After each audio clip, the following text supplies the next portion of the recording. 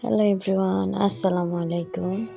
আমি চট্টগ্রাম থেকে বলতেছি, রাহাতুন নাইমা। আশা করি সবাই ভালো আছেন, আমিও ভালো আছি আলহামদুলিল্লাহ। আজকে আপনাদের শীতের ভাপা পিঠা কীভাবে আমরা মাটির চুলায় বানাতেছি এটা দেখাবো, এবং চালের গুঁড়া কীভাবে আমরা রোদে শুকায় সংরক্ষণ করতেছি সেটাও দেখবেন। তো একদম সকাল থেকে শুরু করলাম, ছেলেকে স্কুলে নাস্তা খাওয়াই দিয়ে স্কুলে পাঠিয়ে দিলাম রেডি করে। তারপরে আমি চলে আসলাম পিঠা বানাতে। এই যে আমি একটা মাটির ছাঁচ নিলাম ভাপা পিঠা বানানোর জন্য। এগুলা প্রথমে একটা ছেলে নিয়েছি, মানে যত যা কিছু দেওয়া সব কিছু দিয়ে ছেলে নিয়ে এখন এটাকে ভাপা পিঠাকে বানাবো। আপনারা মাটির চুলায় ভাপা পিঠা খেয়েছেন কি না, কেমন লাগে আপনাদের মাটির চুলার রান্না অবশ্যই জানাবেন। আমাদের কিন্তু অনেক ভালো লাগে, আর আমরা গ্রামীণ পরিবেশে থাকি, গ্রামের মানুষ, আমরা এগুলো অনেক পছন্দ করি। শীতের ভাপা পিঠা আমাদের ঘরে সবার অনেক পছন্দ, তাই আজকে সকাল সকাল ভাপা পিঠা বানানো হচ্ছে সবার জন্য।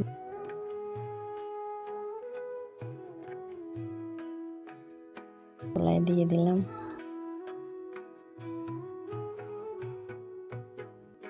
প্লিজ আশেপাশের মানে এটা দেখে, পরিবেশটা দেখে কেউ খারাপ মন্তব্য করবেন না। আমরা গ্রামের মানুষ, এর থেকে লাকড়ির চুলায় লাকড়ি দিয়ে রান্না করি, মাটির চুলায়, তো এরকম হবেই। এর থেকেও ভালো রাখা যায়। আমরা জয়েন্ট ফ্যামিলি, অনেক মানুষ, সবসময় এসব করা সম্ভব না। তো প্লিজ ক্ষমা সুন্দর দৃষ্টিতে দেখবেন, আর আমার ভিডিওটা কেমন লাগতেছে জানাবেন।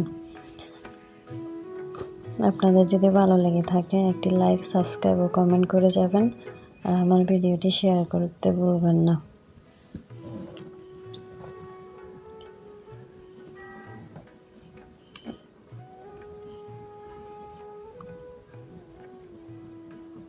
তো একে একে আমাদের ভাপা পিঠা সব হয়ে যাচ্ছে। এভাবে ভাপা পিঠা বানালে মাটির চুলায় রস দিয়ে খেতে অনেক মজা। আমি খাওয়ার জন্য রস নিয়েছি, এক পাশে দুধও নিয়েছি এক পাশে। এখন সবাই আমরা বানানো হয়ে গেছে, সবাই খাবো এগুলা। আপনাদের কেমন লাগতেছে মাটির চুলায় রান্না, কেমন লাগে জানাবেন কিন্তু।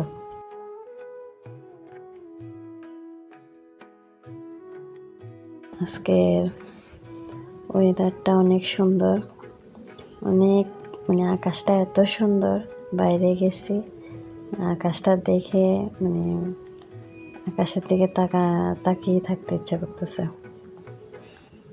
তো চালের মেশিনে আমরা চালকে ভিজিয়ে রেখে মেশিনে এগুলা দিয়ে গুঁড়া করে নিয়েছি। আমরা একসাথে, যেহেতু আমাদের অনেক বড় পরিবার, একসাথে অনেকগুলা করতে হয়। শীতকাল আসছে মানে চালের গুঁড়ার পিঠা খাওয়া হবে সবার।